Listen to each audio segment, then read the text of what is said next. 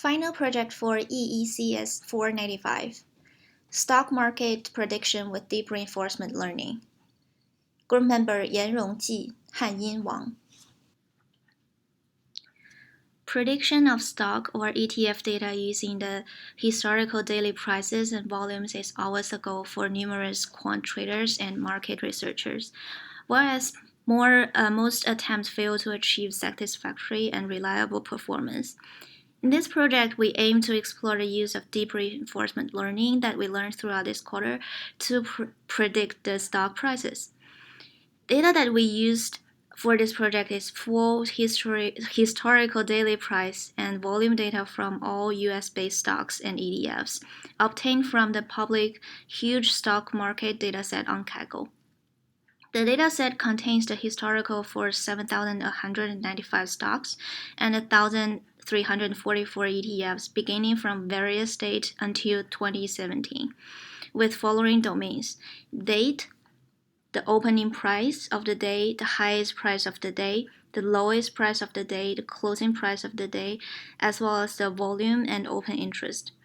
Due to the limited computational power that we have, we only use the closing price for Google stocks for the training as for now. In this project, we tried 4 reinforcement learning algorithms for prediction of the stock prices, including policy gradient, deep Q network, double deep Q network, as well as dueling double deep Q network. So in order to properly simulate the stock market trading, we actually define a new OpenAI environment since there's no currently available tools for such simulation. To do that, we actually simulate the initial state where we fix our initial asset to be 100,000. That means we start from this amount of money for trading, initial amount of money at each episode. And then, of course, so once we reset, we shouldn't have any profit or positions at hand at the start. And then next, most important thing is we define our action space. Ideally, we want our action space to be continuous because at a time point, we want to trade, that means buy or sell any amount of stocks.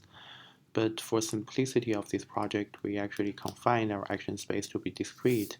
That means buy or sell a certain amount of positions only. In the meantime, action equal to 0 implies doing nothing. And also we fix the maximum amounts that we can buy or sell at the time point t at the level of initial asset over average stock price. Next, we define our reward system to be, if we buy, the reward is a negative, it's a -1 times current price times amount of buying positions, and the selling is the opposite. For termination of an episode, so if we reach the maximum iteration, the default is 500 steps. We terminate and go to next episode. Or if our current asset at a specific time point becomes 0 or negative, we early terminate. So next, we'll talk about the models and our results. First algorithm that we tried was policy gradient. We defined our own policy gradient class using the code provided in the course material. Using this class, we implemented 4 experiments using 4 different combinations of the following parameters. And here is the best result we got out of the 4 experiments. As we can see in the plot, the overall result of the policy gradient was suboptimal, as the long-term average reward tends to fluctuate as the training process going on. This indicates that the optimal Q was not very well resolved. We only succeeded in 1 experiment where the exploitation parameter was set to a very small constant without decay, instead of setting it high and letting it to decay across the episodes. The reward fluctuated for 1800 of the episodes and suddenly rockets in the end. This indicates that the performance seemed to decrease with more explorations, which is not expected. Since the policy gradient weights data points by long-term reward, it could be possible that the data point was mistakenly weighted by the initial poorly resolved Q during the initial exploration phase, which caused the error to accumulate during the training process.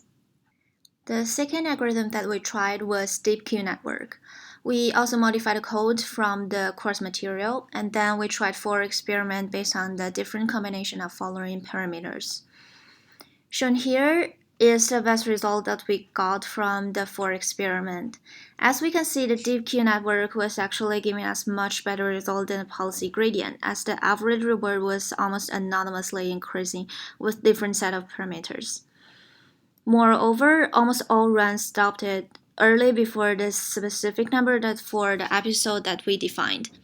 The only exception was the second experiment, which is not shown here. A full 1,000 episode was performed and the final average reward was 16,000, where 20,000 was required for exit. In that experiment, we adopt the memory length of 90 instead of 30. This indicates that the selection of a proper memory replay length is also crucial. So in addition to the two models that we described earlier, we also implemented two more advanced models not mentioned in class. One of them is called double deep Q network. So this is a kind of model that kind of compensates for a shortcoming of deep Q network, which is a problem of overestimating the action values. So as an attempt to reduce such overestimation, actually double deep Q network decompose the maximization step into action selection and evaluation steps. So we actually implement these double DQN in Keras, and then tried all these parameters. However, the results were not very good, as the long-term average reward were actually decreasing.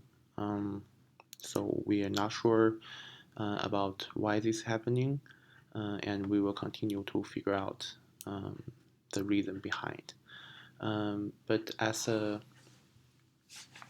instead, we actually tried another model which is more recent and more advanced. It's called dueling double deep Q network. So this is the final piece of improvement, as since so this time we changed the network structure, as the dueling network structure output two streams that separately estimate the state value and the advantage of each action. And then the Q actually is obtained by combining these two. So the reason behind is that not all actions are valuable enough and necessary to learn. So this dueling structure actually can effectively determine the correct actions to learn during the evaluation phase of the policy. So again, we tried this set of parameters, and actually it turns out that the results are really promising, because so although there is a temporary decrease in the middle region, so we actually set a very high terminating reward, which is 30,000, and it reaches the terminating reward in only 250 episodes. So this is higher than all the targets set for the previous three algorithms. So, and we believe that there is still room for improvement if we train further, like with more episodes. So in conclusion, we actually performed experiments on four types of deep reinforcement learning algorithms, including policy gradient, DQ network, double DQN, and dueling double DQN. So we found the dueling network structure and the simple DQN are actually performing better than the others. So potential future directions include 4 points. First of all, we can implement the short styling, because so far we only implement the long styling of stocks. And then also we can make the action space continuous instead of discrete to make it more realistic. And then thirdly, we can use all the stocks, all 7,000, instead of now we only use one, the Google. And finally, we can try different other algorithms. For example, actor critic, that we did not have time to implement in this project. So that's it. Thank you for listening.